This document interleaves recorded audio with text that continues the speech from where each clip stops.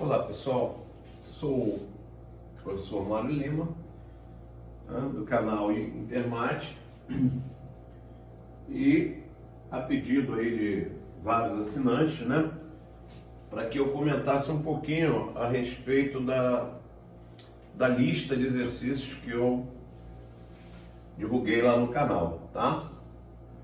Bom, essa lista ela aborda praticamente o início da análise combinatória, tá?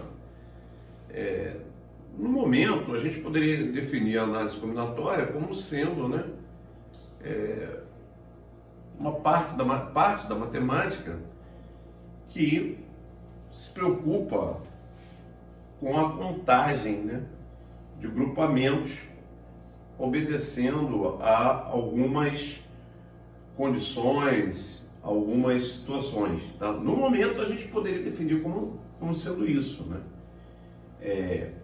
Às vezes, há uma necessidade da gente apontar quem são esses grupamentos, dizer quem são, mas na maioria das vezes a gente não tem essa necessidade, a gente não precisa apontar quem são esses grupamentos, e é até impossível fazer isso em algumas situações. Tá? Na maioria das vezes, a quantidade de grupamentos é tão grande que você não consegue fazer isso. Então, a gente se preocupa mais em contá-los, né? Dizer quantos são. Bom, também é bom a gente frisar que a análise combinatória, ela é um dos ramos da matemática, né? Costuma criar maior dificuldade, não só para estudantes, mas para nós professores mesmo. Tá? Bom, eu vou ter a humilde pretensão de sanar algumas dificuldades, ajudar, né, a melhorar essa dificuldade, né, a minimizar um pouco essa dificuldade. Dois princípios são muito importantes para o nosso estudo de análise combinatória. É o princípio aditivo e o princípio multiplicativo. O problema é que eles são tão parecidos que às vezes causam uma certa confusão quando aplicar um, quando aplicar o outro, tá? Então vamos começar fazendo uma abordagem do princípio aditivo. Você imagine que eu tenha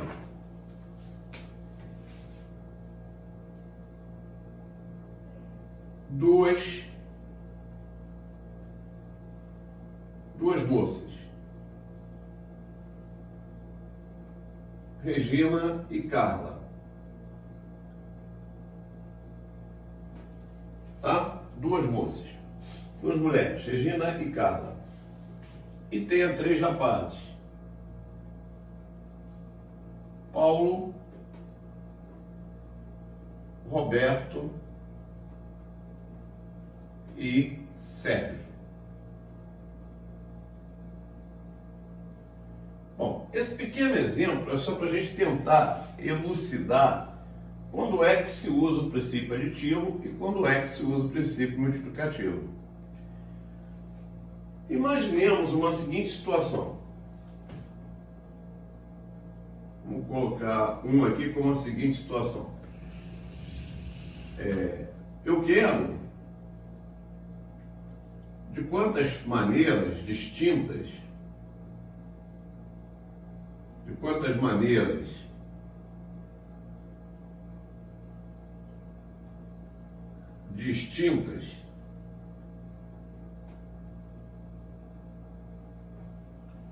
podemos escolher uma pessoa para síndico.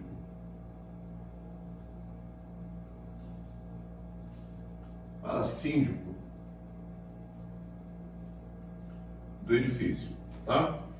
onde eu moro. Bom, repara que nesse caso, tá, você tem dois grupos bem distintos um do outro, tá? Você tem o grupo Regina e Carla e você tem o grupo Paulo, Roberto e Sérgio, tá? Muito bem. Como eu preciso escolher uma pessoa,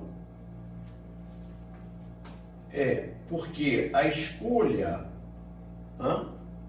da mulher e a escolha do homem, elas não podem ocorrer ao mesmo tempo, porque eu preciso escolher apenas uma pessoa. Então não dá para eu ter uma mulher e um homem, já que será feita apenas uma escolha. Então, ou eu escolho uma mulher, ou eu escolho o quê? Um homem. Então não há como escolher, né, os dois ao mesmo tempo. Então isso aí vai caracterizar o princípio chamado princípio aditivo. Por que princípio aditivo? Bom, repara, a escolha do homem, né, a escolha do rapaz, ou do homem, tanto faz, ela pode ser feita de quantas maneiras distintas? Eu tenho duas escolhas, aliás, três escolhas. Eu posso escolher o Paulo, o Roberto ou o Sérgio. Então eu tenho três possibilidades de fazer essa escolha para síndico. Mas eu não tenho nada me dizendo que eu preciso escolher um rapaz. Eu poderia escolher como síndico uma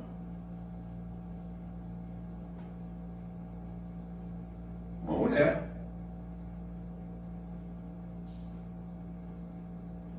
Então eu tenho para isso duas possibilidades. E aí, gente, presta atenção, olha. Fica muito bem caracterizado, tá? Que essas duas coisas, elas não podem ocorrerem ao mesmo tempo. Eu não posso ter a escolha de um homem e a escolha de uma mulher. Porque aí eu teria dois síndicos. Ele está querendo uma única pessoa. Então está caracterizado o princípio aditivo. 3 mais 2. Quer dizer, eu tanto posso escolher um rapaz, então eu tenho 3 possibilidades para isso, como eu posso escolher uma mulher. Tenho 2 possibilidades para isso. Logo eu tenho 5 maneiras distintas para escolher o quê? Esse síndico. Tá? Então aí está o princípio aditivo. Agora, vamos pensar uma situação bem semelhante. De quantas maneiras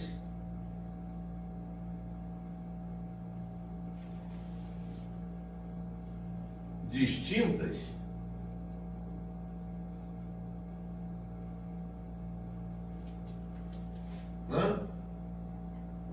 podemos escolher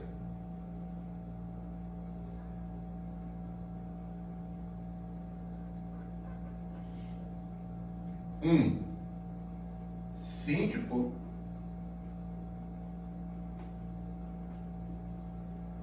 e um subsíndico.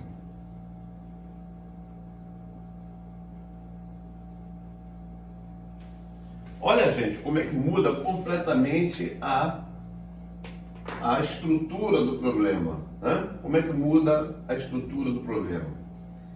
Veja, agora, com essas mesmas pessoas, primeiro, eu tenho que escolher duas e não mais uma, certo? Não posso escolher uma única pessoa, tá?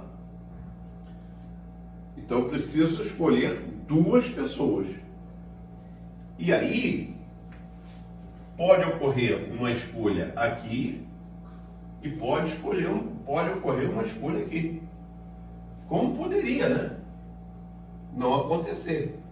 Eu posso ter as duas escolhas feitas aqui ou as duas escolhas feitas aqui. Mas de qualquer forma pode ocorrer o quê? As duas ao mesmo tempo. Coisa que não poderia acontecer aqui. Porque aqui eu só posso escolher uma pessoa. Então, se eu escolher uma mulher, o homem não será escolhido. Se eu escolher um homem, a mulher não será escolhida. Percebeu? Olha a diferença do processo do princípio multiplicativo, né? Eu preciso de um síndico e preciso de um subsíndico. Então, se eu escolher o síndico aqui, eu ainda posso escolher o subsíndico aqui também. Mas eu posso escolher o subsíndico aqui, aqui, aqui. Ou o contrário, eu posso escolher o síndico aqui e o subsíndico aqui. Mas posso escolher o síndico aqui e o subsíndico lá. Então, são coisas completamente distintas, né? Esse segundo exemplo, ele é um acontecimento onde ele vai demandar, onde vai ser necessário duas etapas. Duas etapas bem delineadas, bem características. Que etapas são essas? Primeiro, eu vou para a escolha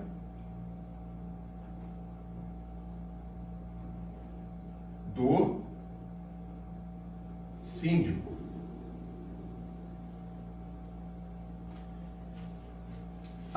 Repare, observe bem que o princípio aditivo ele vai estar incluído aqui, ó. Ele vai estar incluído aqui. Porque de quantas maneiras eu posso escolher o síndico? Eu posso escolher o síndico de 2 mais 3 maneiras. Então eu tenho 5 possibilidades.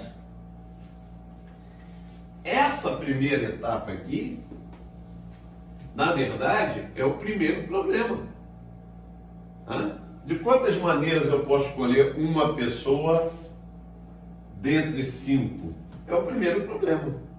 Só que o primeiro problema apareceu aqui, ó, na primeira etapa. Escolhido o síndico, eu vou para a segunda etapa.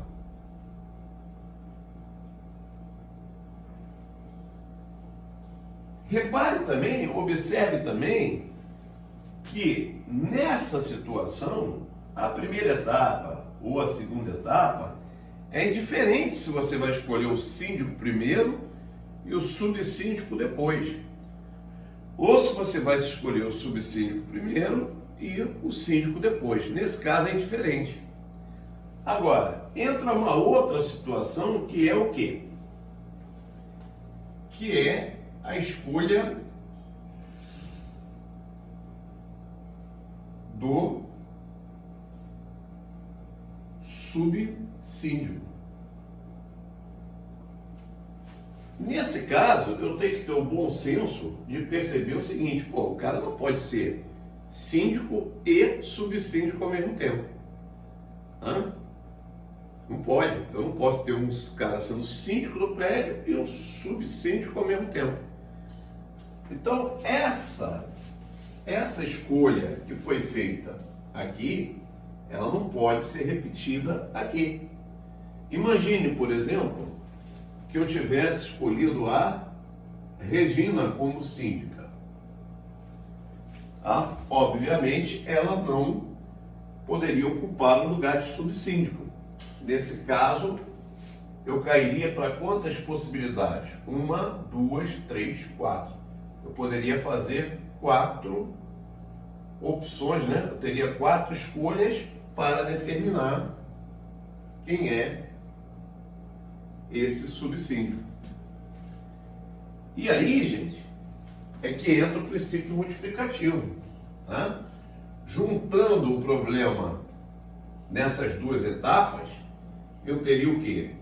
Eu teria as 5 possibilidades do síndico multiplicado pelas 4 possibilidades do subsíndico.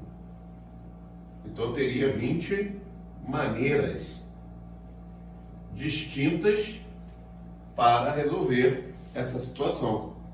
Por que se multiplica? Exatamente pelo seguinte: olha, se eu escolher a Regina, eu posso escolher Regina com Paulo, 1, Regina com Roberto, 2, Regina com Sérgio, 3, ou Regina com Carla, 4. Né? 4. São esses 4 aqui. Mas Regina é uma pessoa. Eu poderia ter escolhido Carla, Paulo, Roberto ou Sérgio para síndico. Então eu teria 5 possibilidades de escolha para 5. Fazendo o mesmo raciocínio, né, eu posso formar Carla, Paulo, Carla, Roberto, Carla, Sérgio, Carla, Regina. Então 5 vezes 4, 20. 20 maneiras distintas. Agora, veja que nesse nosso exemplo, eu espero ter ficado bem claro, tá? Quando se usa o princípio aditivo e quando se usa o princípio multiplicativo.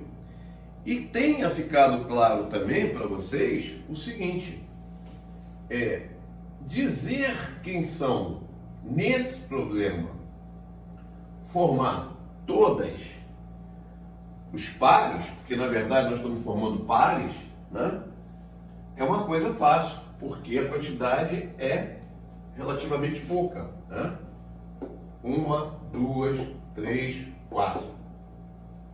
1, 2, 3, 4. Então, um total de 20. Mas se o número for muito grande, eu não tenho como listar todos essas duplas. Ficará complicado. Gente, eu espero que tenha ficado, né, claro para vocês. E há mais um detalhe. No princípio multiplicativo, às vezes o evento vem com várias etapas. Eu não preciso ter 2 etapas. Posso ter 3, 4, 5, quantas etapas eu imaginar, tá bom? E às vezes também acontece que você tem que usar os 2 princípios no mesmo problema, tá? Isso a gente vai explicar melhor quando nós formos resolver os exercícios, tá bom? Gente, espero que vocês tenham entendido, tenha ficado claro para vocês. Deixa lá o seu comentário, suas dúvidas, sugestões. Um abraço, até a próxima.